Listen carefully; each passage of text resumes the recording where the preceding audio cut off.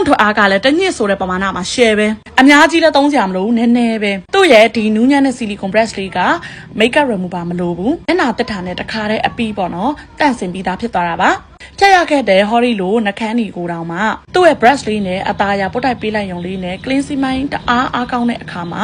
makeup remover လုပ်ပြီးသားလို့တခါတည်းဖြစ်သွားတာပါလုံးဝတန့်ရှင်းစင်ကြယ်ပြောင်းသွားတာပါစားဝတ်ချန်သမားတွေကကြတော့ဒီလိုမျိုးလေးအားရှိပါရှိသုံးပြီးသူ့ရဲ့နူးညံ့တဲ့ silicone brush လေးတွေကြောင့်အတွင်းပိုင်းထိတန့်စင်အားအရန်ကောင်းတာဖြစ်တဲ့အတွက်စားဝတ်ချန်တွေလည်းနောက်ထပ်မပွားတော့ဘူးပြီးရင်တနေကုန်ဆိုးထားတဲ့နှခမ်းတွေကို makeup remover တွေဂွန်းနေနဲ့အလုပ်ရှုပ်ပြီးဖြတ်စရာမလိုတော့ဘူးဒီမျက်နှာသစ်မှာပါတဲ့ silicone brush တွေနဲ့အသားအရာပုတ်တိုက်ပေးလိုက်ရုံလေးနဲ့တခါတည်းပြီးတယ်ထည့်ရခဲ့တဲ့ eyebrow တွေ mascara တွေလုံးဝ silicone brush တွေနဲ့အသားအရာပုတ်တိုက်ပေးလိုက်ရုံလေးနဲ့